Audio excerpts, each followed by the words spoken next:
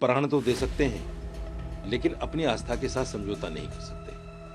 हमारा sir cut जाए, लेकिन हम इन पंक्तियों को नहीं गाएंगे। सरकार इसमें बुरा माने, भला माने, अगर कोई हम पर थोपने की कोशिश करेगा तो हम इतनी आसानी के साथ उसको बर्दाश्त करने वाले नहीं हैं, जैसे हमने बाबरी मस्जिद के फैसले को बर्दाश्त कर लिया। एक बार फिर वंदे मातरम को लेकर देश में बहस तेज हो गई। कुछ मुस्लिम धर्मगुरुओं के हालिया बयानों के बाद सवाल उठने लगे। क्या वंदे मातरम इस्लाम के खिलाफ है या यह सिर्फ एक गलतफहमी है? धर्मगुरुओं का कहना है कि इस मुद्दे को तोड़ मरोड़ कर पेश किया जा रहा है, जबकि कई लोग इसे आस्था से जोड़कर देख रहे हैं। सोशल मीडिया पर भी इस विषय पर तीखी प्रतिक्रियाएं सामने आ रही और बहस लगातार गर्म होती जा रही। लेकिन असली सवाल यही है कि क्या देशभक्ति बनाम धर्म का मामला है या संवाद की कमी से पैदा हुआ यह विवाद? अब आगे आप देखिए धर्मगुरुओं ने इस पूरे मुद्दे पर क्या क्या कहा। ये आज से नहीं, 1937 से लेकर जो है विवादों में है। 1937 में मौलाना अबुल कलाम आज़ाद, हुसैन अहमद मदनी, हसरत मोहानी वगैरह जो उस वक्त के बड़े आलिम थे, उन्होंने कांग्रेस को लिख कर दिया था बाकायदा कि इसमें कुछ पंक्तियां ऐसी हैं जो हमारी आस्था के साथ टकराती हैं। तो 1937 में कांग्रेस ने एक रेजोल्यूशन पास किया और कहा कि हमने ये पंक्तियां हटा दी हैं, आज़ादी में ये पंक्तियां नहीं गाई जाएंगी जो मुसलमान की आस्था को चोट करती हैं। उस वक्त तो मामला ख़त्म हो गया। संविधान जब बना 1949 में, तो उसमें भी अभिव्यक्ति की आज़ादी दी गई और कहा गया कि किसी पर कोई चीज़ थोपी नहीं जाएगी। 2016 में राष्ट्रगान को लेकर एक मुकदमा सुप्रीम कोर्ट में आया, तो सुप्रीम कोर्ट ने कहा कि राष्ट्रगान के लिए अगर कोई खड़ा भी नहीं होता है उसके सम्मान में, तो भी उसको देशद्रोही नहीं कहा जा सकता।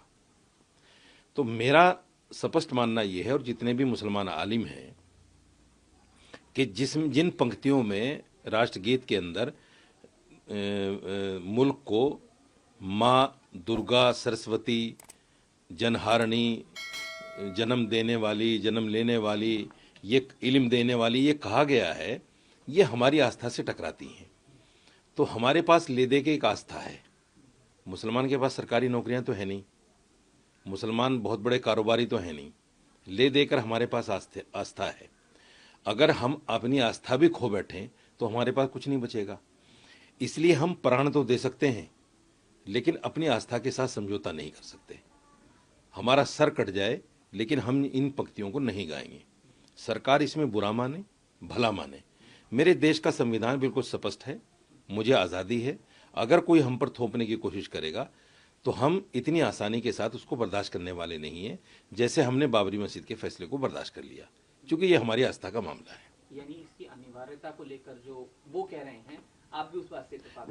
बिल्कुल उस बात जो 28 के अंदर 28 जनवरी में एक फरमान पारित हुआ है गृह मंत्रालय की तरफ से कि तमाम सरकारी जगहों पर इसको गाया जाएगा, इसके सम्मान में सबको खड़ा होना पड़ेगा। तो मुसलमान तो नहीं गाएगा, मुसलमान नहीं गाएगा, उसकी जान चली जाए नहीं गाएगा। और मौलाना अरशद मदनी साहब ने जो कहा है, उन्होंने कहा है हम सुप्रीम कोर्ट जाएंगे इसकी अनिवार्यता को लेकर। ये ठीक है, हमारा संवैधानिक अधिकार है, ये भी हम ये भी करेंगे, लेकिन हम गाएंगे नहीं, बिल्कुल नहीं गाएंगे। ये जो वंदे मातरम के ताल्लुक से कानून बनाया जा रहा है या गवर्नमेंट की तरफ से जब्र किया जा रहा है कि इसका पढ़ना लाजमी है, ज़रूरी है, तो ये गैर आइनी है, यानी गैर कानूनी है।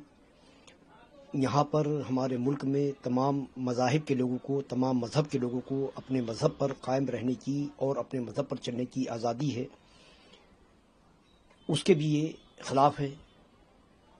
और इससे लोगों के अंदर एक गम गुस्सा पैदा होगा और इसको मज़हब में जो चीज़ हमारे मज़हब में मना है उसको करने पर मजबूर किया जा रहा है, ये पैगाम जाएगा। और सिर्फ एक खुदा को मुसलमान ही नहीं मानते, बल्कि मुसलमानों के अलावा ईसाई भी एक खुदा को मानते हैं, सिख भी एक खुदा को मानते हैं। इस तरीके से और भी मज़हब के लोग हैं कि जो सिर्फ एक खुदा को मानते हैं। तो ज़मीन की परस्तिश जो है वो इस्लाम में सिवाय खुदा के किसी और की पूजा परस्तिश इबादत नहीं की जा सकता। लेकिन इतने दिनों के बाद इस मुद्दे को क्यों लेकर आई है, उसको लेकर क्या कहना? ये वो हुकूमत जो है वो उलझाए रखना चाहती है कि लोग इसी मसले में उलझे रहें, और जो जो इनके खिलाफ चीज़ें बैनुल अक़वामी इंटरनेशनल लेवल पर आ रही हैं उस पर पर्दा डालने के लिए और मुल्क की तरक्की किस तरीके से हो, उन तमाम चीज़ों पर ये फेल हो गए हैं। इसलिए सिर्फ इसी मुद्दे को वो जिंदा रखना चाहते हैं। हमारे यहाँ पर तालीम कम है, इसलिए लोग इसी की तरफ लगे हुए हैं, और बस यही हुकूमत का मंशा और मकसद है। रज़ा एकेडमी की तरफ से क्या प्रोटेस्ट किया जाएगा कुछ आगे?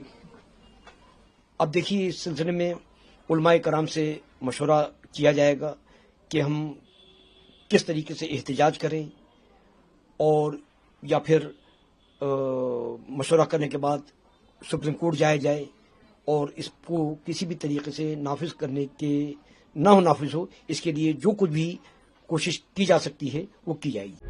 प्रभात खबर.com, विश्वास वही, रफ्तार नहीं।